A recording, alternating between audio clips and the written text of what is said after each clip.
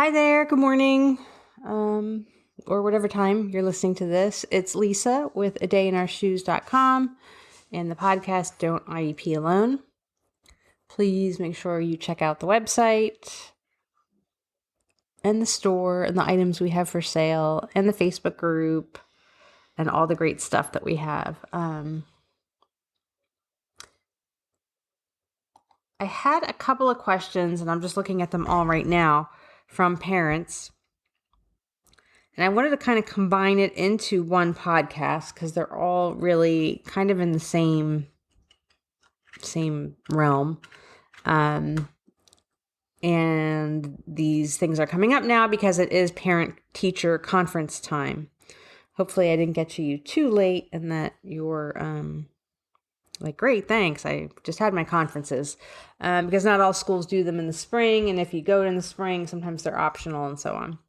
Anyway, wanted to talk about parent-teacher conferences, particularly for those of us who have an IEP, because it just gets, it's just exhausting at times. Like nothing can be easy. Like it just can't be like, here's your conference, show up, blah, blah, blah, have your 10 minutes. It's just, I don't know.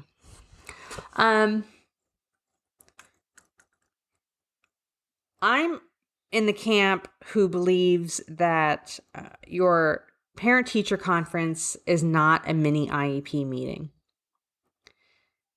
I don't think the school should expect that of you. I don't think that you should expect that of the school.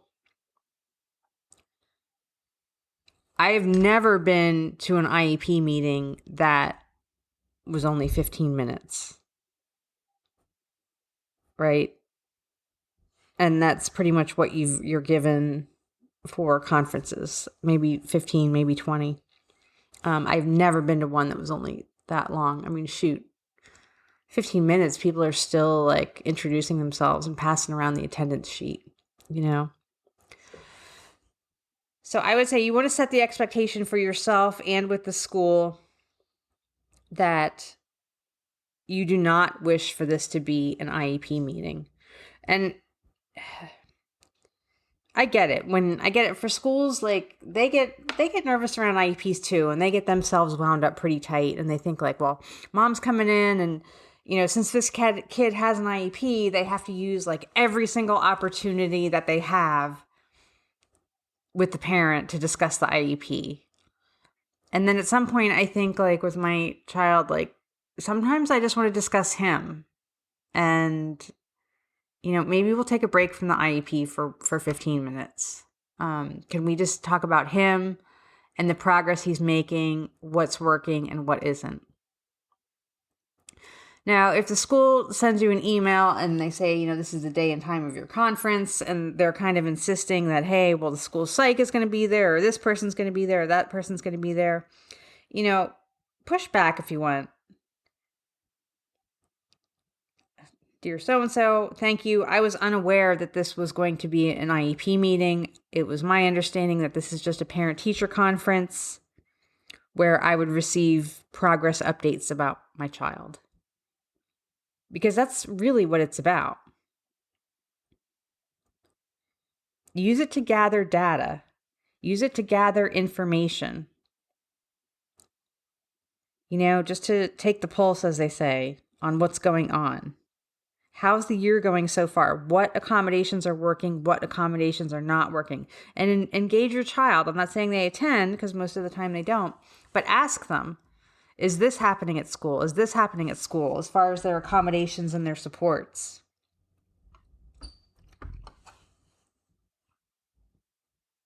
Okay, and you can bring that up. Well, that's great, but Jacob is reporting that, he's not getting this, or he's not being pulled out to go to the resource room. Okay. This should be data gathering, information gathering, just like I said, just checking in on what's going on and what's working and what's not working. And if you need to call an IEP meeting, then call an IEP meeting.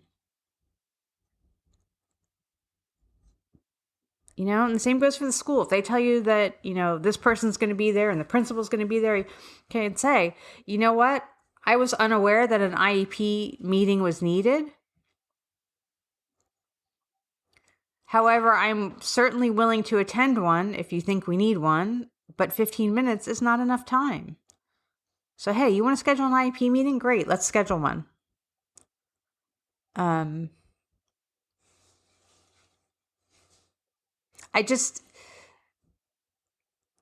I know from the 2 elementary schools, and I've attended, and I don't like even saying that now because in hindsight, I just wish I hadn't. But I have attended conferences with parents as their advocate. So I've been to several elementary schools in addition to the 2 that my son goes to, and it's chaotic. I mean, it's organized chaos, but there's a ton of people coming and going. A lot of times it's in the evening, so it's dark here, and parents are coming from work and they're rushed, and people are hungry, and a lot of times they have to bring younger siblings with them. And then at ours, at my son's school, the book fair is going on, so that adds like a whole other level of chaos because everybody wants to go to the book fair. Then I've been to other ones where they have like art exhibits going on, all kinds of fundraisers going on in the lobby. I've seen like information tables in lobbies for local sports leagues and things because they know that they're going to have a captive audience with parents. So they want to come and kind of advertise and give out information for sports and for scouting. I mean, there's all kinds of crazy stuff just going on at times for these conferences.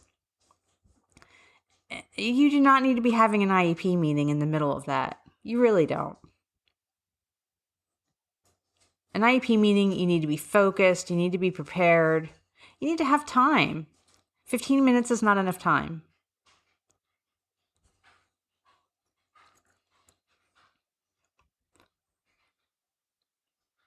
Right? So make sure you establish those expectations with your school as far as what you're expecting. Because if they're expecting an IEP meeting and you're not in the mood, just tell them, hey, if we need an IEP meeting, great, let's schedule one. But I did not intend for this Thursday's conference to be an IEP meeting.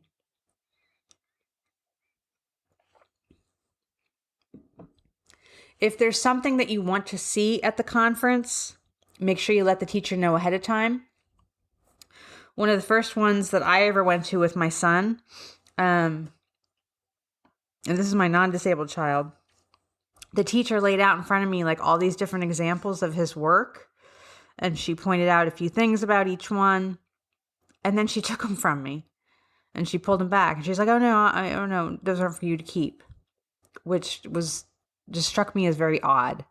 Because there are a few areas that we're working on with him, and I would have liked to have brought them home to show his dad and things like that. So if there's something that you definitely want to see or take home, let her know ahead of time. Make sure that you are enrolled, and I know it's a giant pain in the butt, but make sure that you download and sign up for whatever it is the classroom is doing. And by that, I mean the Power School, the Schoology, the dojos, the class dojos, whatever it is that your school is doing, Study Island. Make sure that you've at least logged in and taken a look so that if something comes up, you're not the deer in the headlights, that you're familiar with whatever it is that the teacher is going to bring up.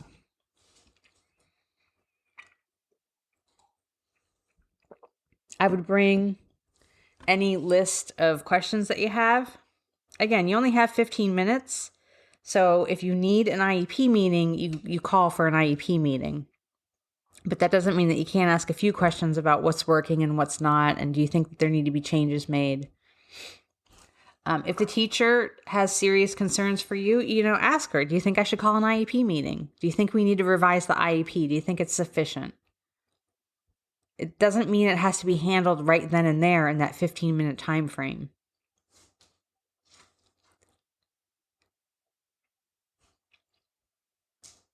Okay. If you can, and it's not always possible, if you can, leave other kids at home.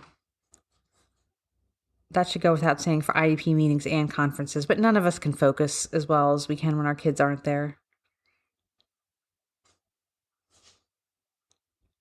Bring a pen and paper so you can take notes.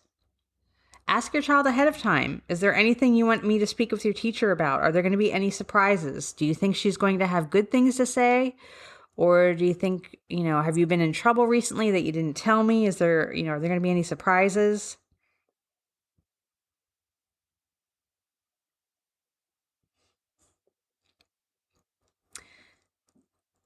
I've also heard recently, and actually, it's already November, so some schools have already had their conferences. I wish I had the quote in front of me, but a parent said, "Well, she said this to me, or he's not trying hard enough." And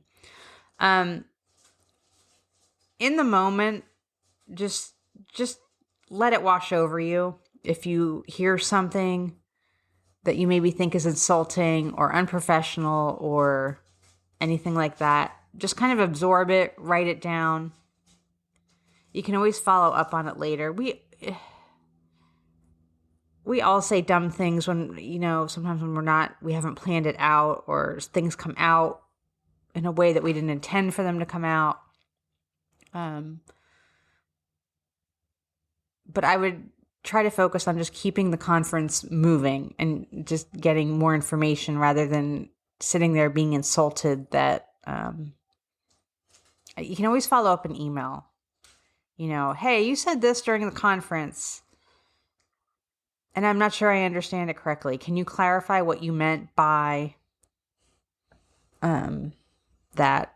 And retype it to them.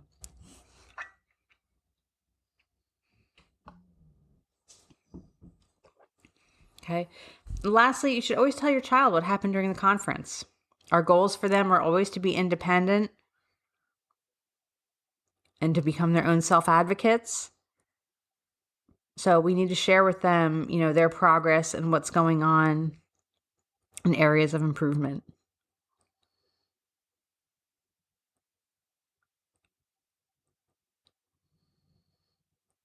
I think that's about it. I wouldn't call for an IEP meeting. I've had a couple of parents like, well, I want the so-and-so there, and I want the so-and-so there, and I want the OT there. No, it's, if you need a conference with the OT, then you schedule that. But again, this isn't the time to bring everybody together, because then nothing is going to get covered in that 15 minutes. And again, push back on the school if they are trying to push for that. That, you just want to focus on one or two things with the teacher, and that's it. You can schedule conferences with specials teachers. You can schedule a conference with anyone. It's just because the school contacts you and says, here's your child's main teacher, and here are the conference times available. That doesn't mean that you can't ask for more. Okay. So I hope that helps. I hope that your conference goes well. I hope that your child is making progress. And I guess that's all I have today.